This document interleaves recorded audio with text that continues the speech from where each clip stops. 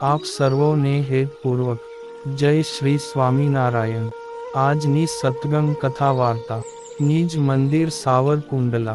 આજની સત્સંગ કથા વાર્તા શ્રી વિદુર નીતિ અધ્યાય 5 ભાગ 11।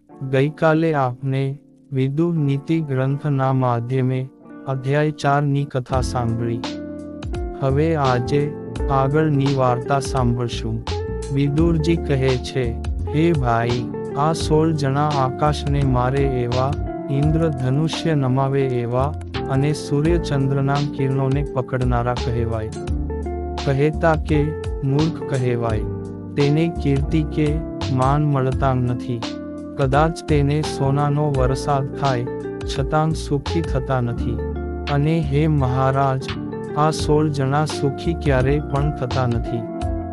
એક કુપાત્રને અયોગ્યને ઉપદેશ આપનારા। સમૂહમાં કથા વાર્તા કે ઉપદેશની વાતો થતી હોય, તેની અસર થાય તો સારું। સત્સંગ વખતે કોઈકને અસર થાય, પણ રસ્તે જતાં કોઈ દારૂડિયા, અતિક્રોધી, સુધારાની વાર્તામાં અવળું લેનાર કે વાનર જેવાને હિતની વાર્તા ન કરાય। તેવાને ઉપદેશ દેવો વ્યર્થ છે। 2 થોડી વાતમાં હરખ ઘેલા થઈ જાય, પગાર આવે ને મંડે ખરીદવા, બધું જ ધન વાપરી નાખે, અને આગળનો કાંઈ વિચાર ન કરે। 3 જેની સાથે બનતું નથી, જે અહિત કરતા હોય, દ્વેષ રાખતા હોય, તેવા પાસે કામ કરાવવા, મદદ માગવા જાય તે મૂર્ખ છે। 4 પોતાની સ્ત્રી ઉપર શંકાઓ કર્યા કરે, શંકા દૃષ્ટિથી જોયા કરે। સંસારનું ગાડું ઘણી વખત સદ્ભાવ અને વિશ્વાસથી ચાલતું હોય છે, અને વહેમની કોઈ દવા નથી। વળી વાત વાતમાં ઝઘડા કર્યા કરે, મનમાં દુઃખ કર્યા કરે તે દુઃખી થાય છે। 5 કુપાત્ર પાસે વારંવાર માગ્યા કરે, જીવનમાં ક્યારે કંઈક જરૂર પડે તો આપે કે ન આપે તે વાત પછીની છે, પણ ફજેત ન કરે, અપમાન ન કરે, વળી હિંમતને હૂંફ આપે, તેવાને સુપાત્ર કહેવાય, માટે તેવાની પાસે માંગવું। 6 સારા કુળમાં પવિત્ર મા-બાપને ત્યાં જન્મ છતાં ચોરી, જુગાર, હિંસા, આબરૂ જાય તેવા કાર્યો કરે, જેથી પોતાને અને પરિવારને નીચે જોવું પડે, તેવા લોકો દુઃખી થાય છે। 7 બળહીન હોય છતાં બળિયા સાથે વેર કરે અને બોલીને બગાડે તે મૂર્ખ છે। 8 જેને શ્રદ્ધા લાગણી નથી, તેને ઉપદેશ ન અપાય, વળી ઘણાય તો કાચના વાસણ જેવા હોય, તેને સાચવવા પડે છે। 9 મળે નહીં તેવી વસ્તુની ઈચ્છા રાખ્યા કરે, કુટુંબ, આશ્રમ, સત્સંગને શોભે નહીં તેવા વિચારો કરે, અને પ્રયત્નો કરે છે, માટે તેવા લોકો સાથે જતું કરવામાં જ સુખ છે। એટલે જ કહેવાય છે કે જે ગામ જવું નહીં તેનું નામ શું લેવું। 10 સસરા થઈને પુત્રવધુ સાથે ઠઠ્ઠા મશ્કરી કર્યા કરે, અયોગ્ય વિચારો અને અયોગ્ય માગણી કરે, તેવા લોકો દુઃખી થાય છે। 11 દીકરાની વહુના બાપ પાસેથી ઉછીનું લે, તે મૂર્ખ કહેવાય, માટે દહેજ તો ક્યાંથી લેવાય। આજના જમાનામાં દહેજ મોટું દૂષણ છે, એને કારણે અનેક દીકરીઓ દુઃખી થાય છે। 12 બીજાના ખેતરમાં વાવે તે દુઃખી થાય છે, કહેતા પરસ્ત્રી સંગ કરનાર સામાજિક તથા કાયદાકીય રીતે દુઃખી થાય છે। 13 કોઈએ કંઈક વસ્તુ આપી હોય, લીધી હોય ને પાછી માગો ત્યારે કહે કે યાદ નથી, તે બરાબર ગણાય નહીં, માટે તેવું ન કરવું। 14 કોઈને કંઈક દેવાનું કહે, પછી ફરી જાય અને આપે નહીં તે બરાબર નહીં। 15 જે દુર્જનને સજ્જન માને, કહેતાં વિવેક નહીં પણ ગોળ ને ખોળ બધું સરખું, કથિર ને રૂપું સરખું માને તે મૂર્ખ કહેવાય। 16 જન સમુદાય માં જે આપ વડાઈ કર્યા કરે, ને પોતાના જ વખાણ કર્યા કરે તેવા લોકો પણ દુઃખી થાય છે. અને આ બધા મંદ બુદ્ધિવાળા જાણવા એમને જીવન જીવતા જ આવડ્યું ન કહેવાય. વળી વિદુરજી કહે છે કે કોણ કોનો નાશ કરે? ઘડપણ, રૂપનો, આશા, ધીરજતાનો, મૃત્યુ, પ્રાણનો, ઈર્ષ્યા, ધર્માચરણનો, કામ, લજ્જાનો, ક્રોધ, લક્ષ્મીનો અને અભિમાન તો સર્વસ્વનો નાશ કરે છે. ત્યારે ધૃતરાષ્ટ્ર કહે છે, હે મહાત્મા વિદુરજી, આ કળિયુગમાં માણસની આવરદા 100 વર્ષની કહેવાય છે. છતાં બધા 100 વર્ષ પૂરા જીવતા નથી, તેનું શું કારણ છે? પછી વિદુરજી કહે છે, હે ભાઈ, અતિ માન, અતિ વિવાદ, અન્યના અતિ અપરાધ, શિષ્ટ અને ઉદરમાન, અતિ આસક્તિ, અતિ ક્રોધ અને મિત્રનો દ્રોહ, જેને પોતાના અતિ વખાણ ગમતા હોય, જો તેના વખાણ ન કરે તો તે ઉપર ક્રોધ થાય, ઈર્ષ્યા થાય, અભાવ આવે, તેમાંથી ન થવાનું પણ થાય. આવી કુટેવોથી મૃત્યુ વહેલું આવી જાય છે. આવા અનેક કારણોને લીધે માણસને પૂરા 100 વર્ષ જીવાતું નથી. વળી હે ભાઈ, હંમેશા મીઠું અને સુગમ્ય બોલનારા, વખાણ કરનારા ઘણા હોય છે, પણ કડવું છતાં હિતકારી કહેનારાને સાંભળનારા દુર્લભ હોય છે. તો હે ભાઈ, સત્ય, હિતકારી અને પ્રિય વચન દરેકે બોલવું જોઈએ, પણ તે દુર્લભ હોય છે. કોઈક જ આવા પુરુષ હોય જે ધર્મ અને નીતિને ધ્યાનમાં રાખીને પ્રિય કે અપ્રિયની ચિંતા કર્યા વગર સત્ય જ કહે. તેનાથી જ રાજા સુખી થાય છે, અને તેમ કહેનાર જ શ્રેષ્ઠ મંત્રી કહેવાય છે. માટે હે ભાઈ, કુળ બચાવવું હોય તો એકનો ત્યાગ કરી દેવો જોઈએ. કહેતા તે કહે તેમ નહીં, પણ કુળ બચે તેમ કરવું. ગામ બચતું હોય તો કુળને ગૌણ ગણવું ને દેશ, રાષ્ટ્ર માટે ગામને ગૌણ ગણવું જોઈએ. વળી પોતે બચતો હોય ને રક્ષા થતી હોય ત્યારે પૃથ્વી છોડવી પડે તો પણ છોડી દેવાય. કારણ કે પોતે બચ્યા તો જગ બચશો ને પોતે બુડ્યા તો જગ બુડ્યો. અને ઈષ્ટદેવ ભગવાન શ્રી હરિએ પણ શિક્ષાપત્રીમાં કહ્યું કે જ્યાં પોતાની લાજ જતી હોય, ધનનો કે પ્રાણનો નાશ થતો હોય, ને તે પોતાના મૂળ ગરાસનું વતન કે ગામ હોય, તો પણ મારા આશ્રિત સુજ્ઞજનોએ તે છોડી દેવું.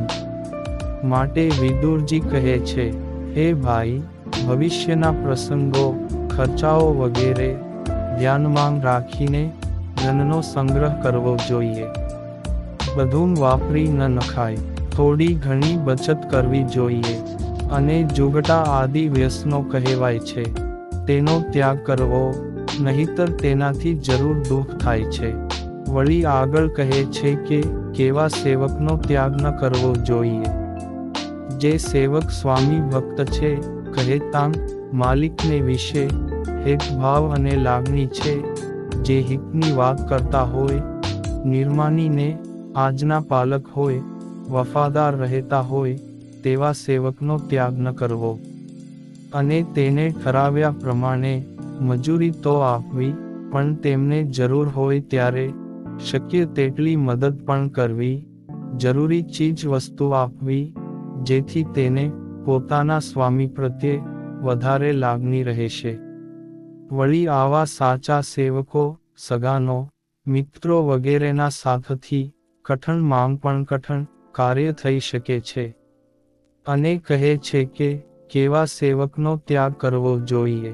માલિક કનિક ચીંધે ને તરત જવાબ આપે, ન બોલવાનું બોલે, અનાદર કરે, બીજા પાસે ઘસાતું બોલે, ટીકા ટિપ્પણ કરે, ભૂલ થઈ ગઈ તેમ કહેવાને બદલે મારી ક્યાં ભૂલ હતી, મેં તો બરાબર કર્યું છે, આવું બધે બોલતો ફરે, પણ ભૂલ થવા બદલ માફી માંગતા શીખે નહીં, તેવાનો ત્યાગ કરવો.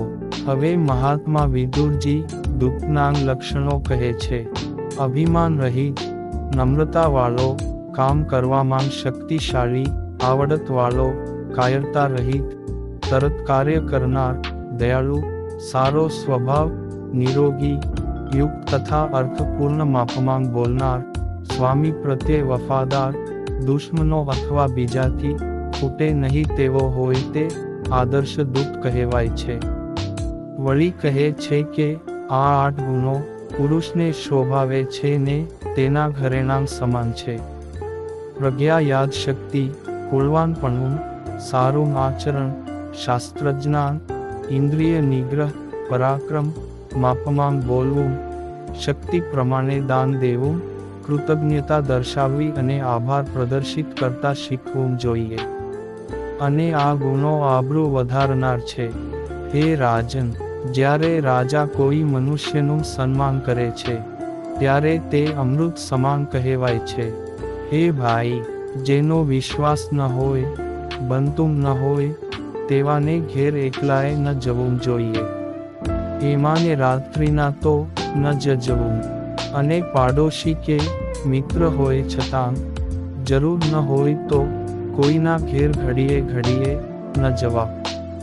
4 રસ્તા ભેળા થતા હોય, રસ્તા બાજુ ઝાડ હોય તે નીચે રાત્રે એકલાએ ન ઊભું રહેવું. રાજા જે સ્ત્રીને ઈચ્છતા હોય તેની ઈચ્છા ન કરવી. ઝાઝાએ ભેળાં થઈને જે ચર્ચા કરી હોય કે નક્કી કર્યું હોય તેમાં વિરોધ ન કરાય. આપનું કાની ચાલવાનું હોય નહીં ને આંખે ચડીએ તેમ છતાં અભિપ્રાય પૂછે તો જ અપાય. ને એવું લાગે તો બહાનું કાઢીને ઊભા થઈ જતા રહેવું. વળી આ 7 જણાને ઘરમાં આવવા દેવા નહીં. જે આળસુ હોય તેવાના સંસ્કારો બાળકો ઉપર પડે. જેની બહુ નિંદા થતી હોય, કપટ દગા કરનાર, ખોટું બોલતા હોય, ચોરીની ટેવવાળા હોય, લોકોનો દ્વેષ કરતા હોય, વાત વાતમાં ઝઘડા કરતા હોય, ક્રૂર હોય, હિંસા કરનાર હોય, વ્યસની, જુગારી, દારૂ, માંસ, અફીણ, ગાંજા અને ગુટકા, તમાકુ વગેરેની આદતવાળા હોય ને ભયંકર વેશ હોય. આવા માણસો ઘેર આવે તો પોતાને તથા બાળકોમાં તેની અસર થાય. અને આગળ કહે છે, હે ભાઈ, આ 9 જણા પાસે કની માગવું નહીં. જે અતિ કંજૂસ હોય તે આપે નહીં, કદાચ આપે તો જીવ એમાં જ હોય. 2 દિવસનું કહ્યું હોય ને તરત લેવા આવે, અપમાન કરી નાખે કે ઘડીએ ઘડીએ અહીં જ આવો છો, તે બીજાના ઘર નથી. જાવને ત્યાં આવું સંભળાવે. મોટા અવાજે વગોવે ને જોઈતું હોય ત્યારે દોડતા આવે. વળી હજુ દેવા આવતા નથી એમ બધી જગ્યાએ વગોવે. અને જે મૂર્ખ હોય, નિર્દય હોય, બીજાને છેતરનારા હોય, ને હલકા માણસો સાથે જેને ભાઈ બંધી હોય, જેની તેની સાથે વેર ઝઘડા કરતા હોય, જે કૃતજ્ઞ હોય, આવા પાસે તો અગવડતા હોય તોય મગાય નહીં. અને વધુ કહે છે કે આવા માણસોનો પ્રસંગ ન પાડવો. જે બંડખોર હોય, વાત વાતમાં વિરોધ કર્યા કરે ને રાડ્યો પાડ્યા કરે, જે અતિ પ્રમાદી હોય ને 10 મિનિટનું કામ 10 દિવસમાં પણ ન કરે, જે ખોટું બોલ્યા કરતા હોય, આપની સાથે પ્રેમ લાગણી ન હોય છતાં દેખાવ કરે કે જાણે બહુ હેત છે. તેના પ્રત્યેના આપના જે પ્રેમ લાગણી હોય તેની કદર ન કરે ને કાની ગણતરીમાં પણ ન લે. જે પોતાની જાતને બહુ હોશિયાર માને, મને બધું આવડે છે, ઈ તો હું એકલો કરી લઉં, ઈ તો હું બધું ગોઠવી લઉં, આવો અહંકાર રાખ્યા કરે. અને વાણીમાં નરમાશ ન હોય એવા સાથે ક્યારેય પ્રસંગ ન પાડવો. અને હવે મહાત્મા વિદુ સંસાર ક્યારે છોડવો તે વાત કરે છે કે દીકરા દીકરીઓને લગતી બધી ગોઠવણી કરીને, દીકરીઓને પરણાવીને, દીકરાઓને આજીવિકા, નોકરી ધંધા લગ્નાદિ વગેરે કરીને પોતે કાંઈ દેવું કર્યું હોય તો તે બધું ચૂકવીને પછી નિરાંતે ભજન કરવાનો વિચાર કરવો. હે ભાઈ, ધનપતિ અને સેવકો એકબીજાને સહાયક અને પોષક છે. મજૂરોથી કારખાના ચાલે, તેઓ કામ કરે તો તેને આજીવિકા મળે ને માલિકને નફો મળે. માટે હે રાજન, જો લડાઈ થશે તો દુઃખ જરૂર આવશે. પાંડવો સાથે વેર કરવાથી ઇન્દ્રાદિ દેવોનો કોપ થશે, કારણ કે તેઓ દેવોના અંશ છે.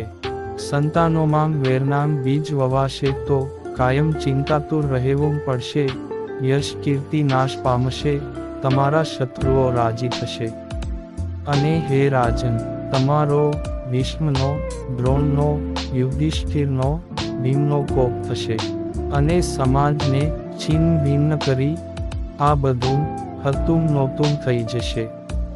આબરૂ, આવક અને આદર જશે, ચિંતા વધશે, રૂપિયા, સમય અને અનેકની ખુવારી થશે. અને જો કંઈક આપીને સમાધાન કરશો તો તમારા 100 દીકરા અને 5 પાંડવો આખી પૃથ્વીનું રાજ્ય કરશે. તેમને કોઈ જીતી શકશે નહીં. માટે એકબીજાના સહાયક થવું, પણ એકબીજાના સંહારક થવું નહીં. માટે હે ભાઈ, ખરાબ સ્વભાવવાળા માણસો બીજાના દોષો જોતા હોય છે, પણ તેમાંથી સારા ગુણો જોતા નથી.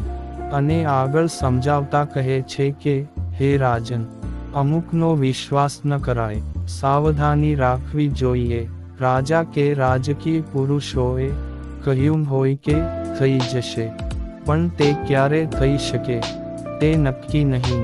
માટે તેમને યાદી કે વિનંતી ફરીને કરવી જોઈએ, કારણ કે એને કેટલાય કામકાજ હોય છે. અને વધુ કહે છે કે આ 5 પ્રકારના બળ કહેવાય છે. 1. બાહુબળ એટલે પોતાના શરીરનું બળ. 2. પ્રધાન કે સલાહકારનું અને સંઘબળ. 3.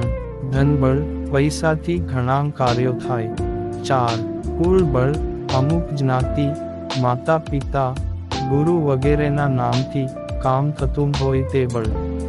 5. બુદ્ધિ બળ, બધા બળથી શ્રેષ્ઠ બુદ્ધિ બળ કહેવાય છે. બીજું બધું હોય પણ બુદ્ધિ ન હોય તો કાં તો દુરુપયોગ કરે ને કાં તો નિષ્ફળ જાય. જેની પાસે બુદ્ધિ છે તેની પાસે જ સાચું બળ છે. હે રાજન, અગ્નિ એ મહાન તેજ છે. તે લાકડા માંગ છુપાયેલ છે. જ્યાં સુધી તેને કોઈ મંથન ન કરે, સળગાવે નહીં ત્યાં સુધી તેમાં શાંત થઈને રહે છે. પણ જો કોઈ તેને સળગાવે તો તે અગ્નિ તે લાકડાને, જંગલને અથવા અન્યને બાળે છે. તે શક્તિ સદુપયોગ કરે તો લાભ પણ થાય, નહીં તો નુકસાન થાય છે. તેમ પાંડવો આપના કુળમાં અગ્નિ સમાન તેજસ્વી છે. તેની શક્તિનો સદુપયોગ થાય તેમ કરો, નહીં તો આ બધું નાશ થઈ જશે. વળી પાંડવો મોટા વૃક્ષ સમાન છે, ને તમે તથા તમારા પુત્રો વેલ સમાન છો. વૃક્ષ વગર વેલ ઊંચે ચડી શકે નહીં. માટે હે ભાઈ, સુખી થવું હોય તો 5 ગામડાં તો એમને આપો. આમ ખૂબ ઉપદેશના વચનો કહેવા છતાં પણ ધૃતરાષ્ટ્ર કંઈ બોલતા નથી. અને હું પાંડવોને કાની કાપીશ એમ કહેતા નથી. ઇતિ શ્રી મહાભારતે ઉદ્યોગ પર્વના પ્રજાગર પર્વે 5મો અધ્યાય સમાપ્ત. અને આ સાથે અત્યારની કથાને પણ વિરામ. હવે પછીની કથા વાર્તા આપને આગળના ભાગમાં સાંભળશું. અત્યારે આપ સર્વોને ભાવથી જય શ્રી સ્વામિનારાયણ.